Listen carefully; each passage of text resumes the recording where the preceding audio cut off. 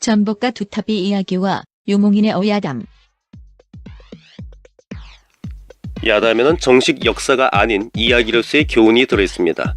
그 중에는 말장난처럼 유머가 넘치는 것도 있는데, 유몽인의 어우야담에 나오는 전복과 두타비 이야기가 한 예입니다. 점쟁이 두타비의 행운과도 같은 일화에는 우정이라는 메시지가 숨어 있습니다. 야담은 민담처럼 백성들이 하는 이야기를 모은 책입니다. 어우야담은 입에서 입으로 전해지는 설화 문학으로 조선 후기 야담류의 표시로 알려져 있습니다. 광해군에게 그를 가르치기도 한 유몽인의 어우야담은 매우 중요한 문헌입니다. 여기에 시각장애인인 전복가가 등장하는데, 전복가란 뜻은 전복, 즉 점을 치는 점술가를 뜻합니다. 조선시대의 시각장애인들은 직업이 한정적일 수밖에 없었습니다. 노래꾼 옆에서 장구를 쳐준다거나 불경을 외우는 독경사를 하거나 점을 쳐주는 전복가 일로 생계를 이어갔습니다. 특히 점쟁이라고 불리던 전복가는 시각장애인이 가장 쉽게 접할 수 있는 직업이었는데, 상대를 못 본다는 면에서 신분 노출을 꺼리는 경우에 필요했을 것입니다. 어우야담의 전복가 두타비는 점이 신통치 않아서 힘들게 살았다고 나옵니다. 유몽인의 어우야담에 나오는 전복가 두타비에 대한 이야기를 설명하려고 합니다. 내용은 옛날 조선시대의 어느 마을에 중마고우로 자란 두 소년으로부터 시작됩니다. 한 소년의 이름은 돌이었고 다른 친구의 이름은 두타비였습니다.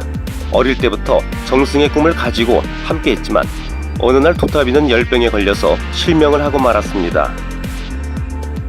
그리고 십수년이 지나서 도리는 과거를 보러 한양으로 떠나게 되었습니다. 급제를 하면 계속 한양에 살게 될 것이므로 언제 다시 만날지 모를 이별을 하게 된 것입니다. 도리는 시각장애인이 된 친구 두타비를 몹시 걱정했습니다. 두타비는 산에 가서 점수를 배우겠다고 말했습니다. 당시 조선의 시각장애인들은 전복가 등의 일을 하며 먹고 살았다고 합니다. 도리는 과거 시험에서 급제를 하여 벼슬을 하게 되었습니다. 그리고 다시 십수년이 흘렀습니다. 그래도 시각장애인이 된 중마고우 두타비가 자꾸 생각나서 도리는 가슴이 아팠습니다. 그동안 워낙 청렴하게 살았기 때문에 가진 재산도 없으니 찾아가봐야 도와줄 수 있는 돈도 없었습니다. 그러던 어느 날 드디어 두타비를 만나기로 결심하고 도리는 나귀 한 마리를 타고 고향으로 내려갔습니다. 고향에 간 도리는 전복가를 쉽게 찾을 수 있었지만 보는 순간 눈물이 앞을 가리고 말았습니다. 손님도 없이 길에 앉아 너무도 남루한 모습의 두타비였던 것입니다. 사연을 듣고 보니 점수를 배우기는 했으나 점치는 재주가 없어서 어렵게 살고 있다는 것이었습니다. 돈이 없는 친구 도리는 어떻게든 도와주고 싶어서 거짓말을 생각해냈습니다. 타고 온 나귀를 잃어버렸다고 소문을 낼 테니 가르쳐 준 대로 위치를 말하라는 것이었습니다.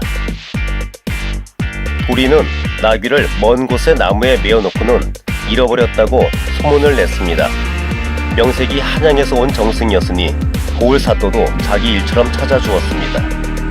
마침내 사또의 나인 한 명을 데리고 전복가 두타비를 찾아갔는데, 동문밖 도장골 소나무숲 14번째 나무에 나귀가 메어져 있다는 점괘에 의해 나귀를 찾을 수 있었습니다. 이것을 사또의 나인이 보았으니 금세 소문이 날 수밖에 없었습니다. 한번 소문이 나고 나면 대충 말을 해도 사람들이 알아서 믿어버리는 법. 지방에서는 제법 유명한 점쟁이가 된 친구를 돌아보며 도리는 흡족하게 한양으로 돌아왔습니다. 그런데 일은 엉뚱한 곳에서 터졌습니다. 궁궐에서 임금님의 옥대가 사라지는 사건이 벌어진 것입니다. 감히 옥대를 훔친 자가 있을 것인가 하는 논란부터 기이한 일이라는 의견까지 나오다가 한 신하가 용한 점쟁이를 불러 점괘를 쳐오자는 의견을 냈습니다. 임금은 바로 전복가 두타비를 불러들였습니다. 그동안 실제로 옥대를 훔친 궁궐의 서리, 불개는 이 상황을 주시하고 있었습니다. 워낙 유명한 전복가라는 소문이 있어서 혹시나 하고 고성밖에 나가서 미리 기다리고 있었습니다. 이때 전복가 두타비가 한양에 들어섰습니다. 하지만 두타비 입장에서는 죽음을 맞으러 가는 것과 같았습니다. 거짓말로 유명해진 것이니 들통이 나면 임금을 기만한 죄로 살아남지 못할 것이기 때문입니다. 전복가 두타비는 혼잣말로 걱정을 하다가 자기도 모르게 큰 소리로 불가서리를 외치고 말았습니다. 우리말로는 불가로다, 불가능한 일이로다 라는 뜻입니다. 이것을 몰래 듣던 불개는 뒤로 자빠졌습니다. 그 말을 불개로다 라고 들은 것입니다. 얼른 달려가서 엎드려서 사죄하며 자신의 이름만은 밝히지 말아달라고 애원을 했습니다. 딱한 집안 사정을 말하면서 옥대의 위치를 가르쳐 주었습니다. 그 후 궁궐에서 임금을 만난 전복과 두타비는 들은 대로 서쪽 돌계단 아래에 옥대가 묻혀있다고 말했고 진짜로 옥대를 찾게 되었습니다. 임금도 이 신비한 일에 감탄하며 큰 상을 내리겠다고 했습니다. 얼떨결에 해결된 일이 안도하며 두타비도 마음을 놓았습니다. 임금이 범인도 알아봐달라고 했으나 딱한 사정을 말하던 불개가 불쌍하여 궁궐 밖 살쾡이가 물어다 파묻어 놓은 곳이라고 말해주었습니다. 그런데 일은 여기가 끝이 아니었습니다. 다음날 임금이 신기하게 생각하여 그 제주를 한 번 더 보겠다고 하는 것이었습니다.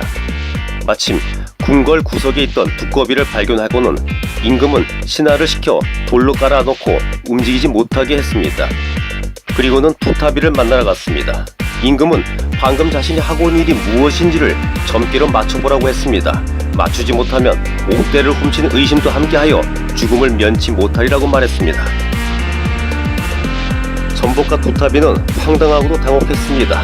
이제 죽게 될 것을 직감한 두타비는 정신이 나갔습니다. 괜히 자신을 유명하게 만들어서 죽게 만든 친구 도리가 원망스럽기까지 했습니다. 자기도 모르게 한탄하기를 도리 때문에 두타비 죽네!